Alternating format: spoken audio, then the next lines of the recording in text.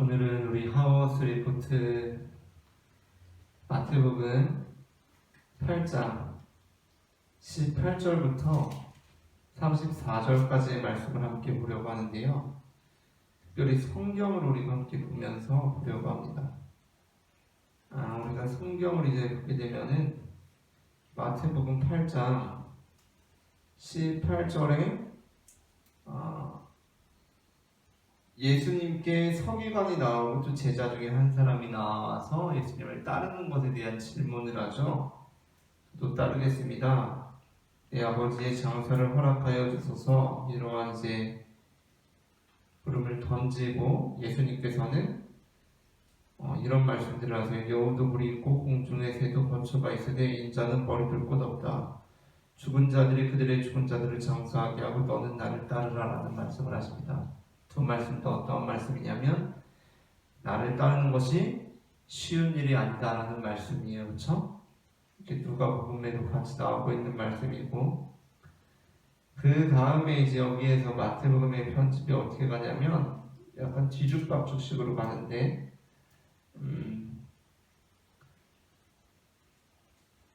바람과 바다를 잔잔하게 하신 사건이 나와요. 그렇죠? 23절부터 27절까지 바람과 바다를 잔잔하게 하신 사건이 나옵니다. 우리가 잘 알고 있는 것처럼 예수님과 제자들이 배를 탔는데 풍랑을 만나죠. 예수님께서 주무시고 계세요. 그래서 제자들이 무서워서 예수님을 깨우고 예수님께서 풍랑을 잠잠케 하신 사건이 나옵니다. 그리고 그 다음으로 가다라 지방에 가셔서 광인을 만나죠. 이제 이 광인을 만나서 다른 곳에 보면 군대 귀신 들린 바로 그 사람입니다. 그 사람을 만나서 그 사람의 귀신을 내쫓아주죠. 근데 그 귀신 들린 돼지떼를 이제 내보내서 이제 귀신을 내보내서 돼지떼에게 들어가서 그 돼지떼가 다 몰살당하는 그 내용을 우리에게 전해주고 있습니다. 이게 이제 기적이 나타나는 부분 네 번째, 다섯 번째 부분이라고 할 수가 있겠죠. 예수님을 따르겠다고 나선 사람들, 그리고 바람과 바다를 잔잔하게 하신 것, 그리고 광인을 만나서 귀신 들린 자를 만나서 그 귀신을 돼지떼에게로 들어가게 하셔서 돼지떼가 죽게 되는 일입니다. 특이한 사건이에요. 그렇죠? 왜냐하면 예수님께서 그냥 귀신을 나가라 하면 되잖아요. 그렇죠? 근데 귀신의 요구에 따라서 돼지떼에게 들어가게 한단 말이에요. 그래서 돼지떼가 다 죽는단 말이에요. 왜 그러셨을까? 이상한 부분이에요. 자, 처음에는 간략하게 듣습니다. 여우도 불에 관한 말씀하시는 거하고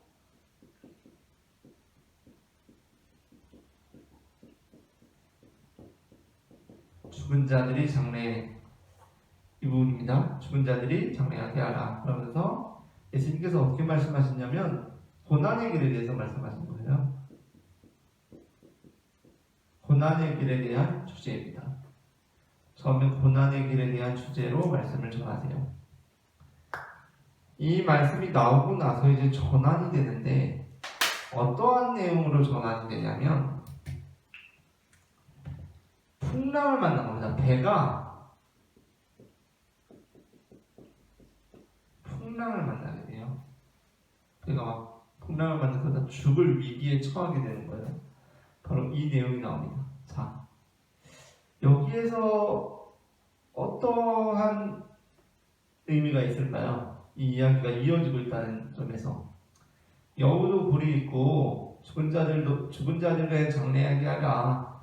너희 아버지 장래에 신경 쓰지 말아라. 그런 거 신경 쓰지 말고 나를 따라라. 나를 따른다는 것은 그런 길을 걷는 것이다 라고 말씀을 하셨는데 그 다음에 배가 풍랑을 만난단 말이에요.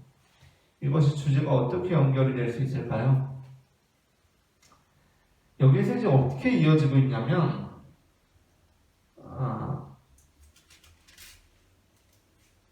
13절에 보면 배에 오르심에 제자들이 따랐더니에요. 여기에서 이렇게 이어질 때 배에 오르심에 제자들이 따랐더니라고 이어집니다. 무슨 얘기죠? 예수님께서 고난의 길에 대해서 말씀하셨어요. 영광을 말씀하신 게 아니라 고난을 말씀하셨어요. 그런데 따랐어요. 누가? 제자들이 따른 겁니다. 제자들이.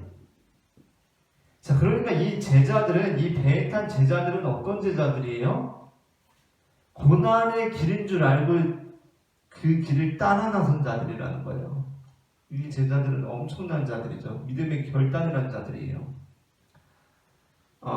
우리가 우리의 신앙생활을 할 때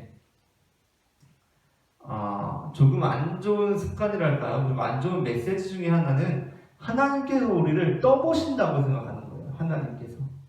하나님께서 우리를 떠보신다고 생각하는 거예요. 그래서 하나님께서 나를 떠보시고 내가 따라 나서면 하나님께서 나에게 복을 주시겠지, 이러한 생각을 우리가 하게 될 때가 있어요. 그런데 이 본문은 우리에게 나타내고 있는 것은 무엇이냐면, 물론 복을 줍니다. 복을 주는데 이 고난의 길을 걷겠다고 우리가 결단했을 때 정말 찾아오는 것이 고난일 수가 있다는 거예요. 고난이 찾아온다는 거예요. 우리는 고난을 무릅쓰고 예수님을 따랐죠. 그러면 그 따르는 길에서 고난이 없기를 바래요. 고난의 길을 무릅쓰고 따르면서도 아이러니하게 고난이 없기를 바란다고. 그런데 무슨 얘기를 하고 있는 거냐면, 고난의 길을 무릅쓰고 예수님을 따라 나섰을 때 정말 고난이 찾아오더라라는 겁니다. 그리고 우리가 경험하는 복이라는 것은 고난이 없어서가 아니라 고난을 예수님께서 잔잔케 하심으로 우리는 그 승리와 평안을 얻게 된다는 거죠. 그러니까 이 메시지가 주고 있는 것은 무엇이냐면 이거예요. 배라는 거, 바다 위에 떠 있는 배는 보통 교회를 상징합니다. 교회를 상징하는데 이 교회가 뒤흔들리고 있단 말이에요. 교회가 흔들리고 있어요. 교회가 풍랑을 만났어요. 막 뒤집히려고 하고 있어요. 그러면 많은 사람들은 어떻게 생각하냐면 뭔가 문제가 있다고 생각하죠. 문제. 이건 분명히 어떤 문제가 있기 때문에 그 문제에 봉착한 거야 라고 생각을 한다는 겁니다. 그러나 이 메시지가 알려주고 있는 것은 무엇이냐면, 지금 이 제자들이 잘못 갔나요? 예수님께서 이렇게 고난의 길을 말씀하시니까 요나처럼 도망쳐서 다른 길로 가다가 다른 배 탔나요? 그게 아니라는 겁니다. 그 배를 탔어요. 예수님 따라서 배 탔는데 풍랑을 만났다는 거예요. 그것이 그럴 수 있다라고 이야기를 해주고 있는 거예요. 교회에 문제가 있는데 그 문제가 이 교회가 뭔가 잘못되어서 만나고 있는 문제가 아니라, 그럼에도 불구하고 예수님을 따라서 제대로 가고 있음에도 불구하고 수많은 환난과 위험들이 찾아올 수 있다라고 말하고 있다는 겁니다. 그리고 이제 이 다음으로 어떠한 내용이 이어지냐면 바로 돼지떼로 이어지죠. 돼지떼.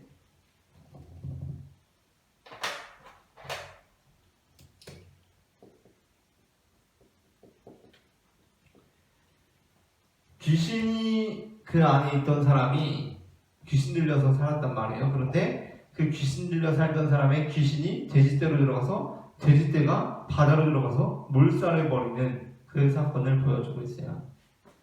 자, 다 독립적인 사건이지만 마태복음 기자가 이 세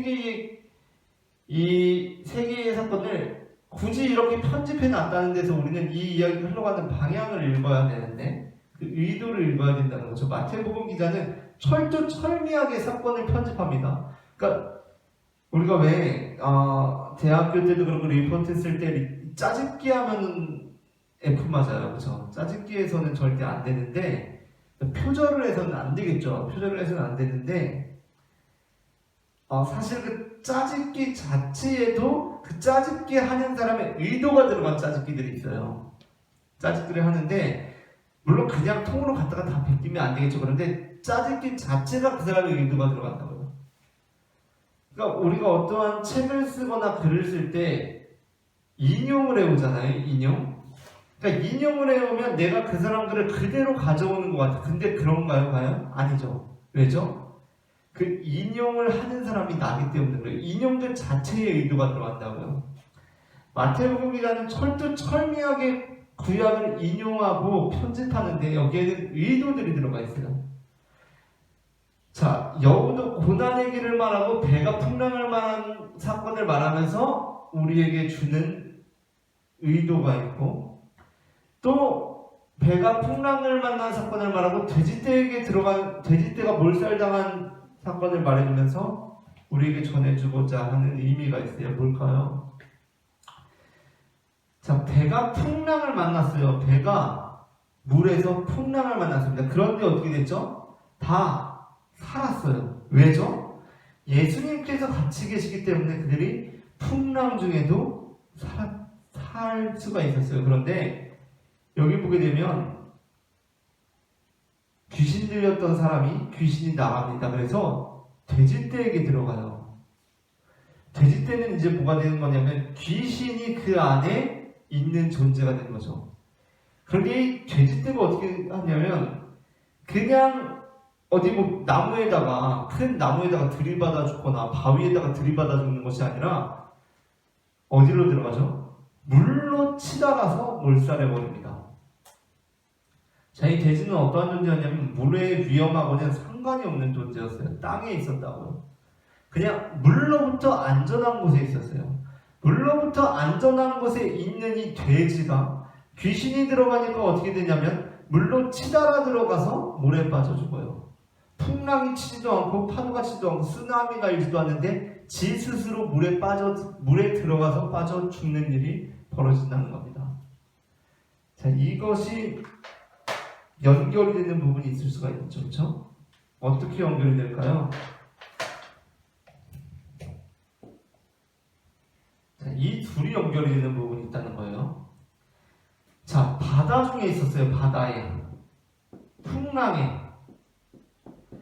풍랑이 바다 중에 있는 배, 물의 위험으로부터 아주 위태로운 상황에 놓여 있습니다. 그런데 이 안에 누가 계시냐면 예수님께서 계세요. 예수님께서 계시니까 지금 엄청난 위험에 봉착해 있음에도 불구하고 이것은 안전합니다. 이 안에 평안이 있어요. 풍랑이 치고 파도가 일렁이고 물살이 들어오는데도 안전하고 평안한 상황 중에 놓여 있다는 겁니다. 왜? 예수님께서 함께 하시기 때문에. 그러나 그 안에 돼지가 있다면 어떡할까요? 땅에 있어요. 땅. 물의 위험으로부터 완전히 벗어나 있어요. 물의 위험으로부터. 이 안에 귀신이 들어온다면 어떻게 된다는 거예요? 귀신이 있다면 그는 자신과 전혀 상관없는 위험으로 치달아서 죽음에 이르게 된다는 겁니다.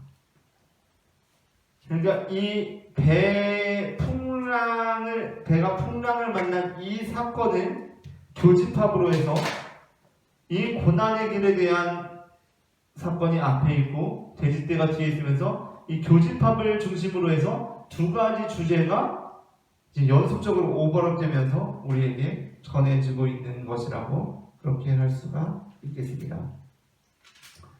오늘은 여기까지 하도록 하겠고요. 다음 주에 마태복음 9장으로 다시 뵙도록 하겠습니다. 감사합니다.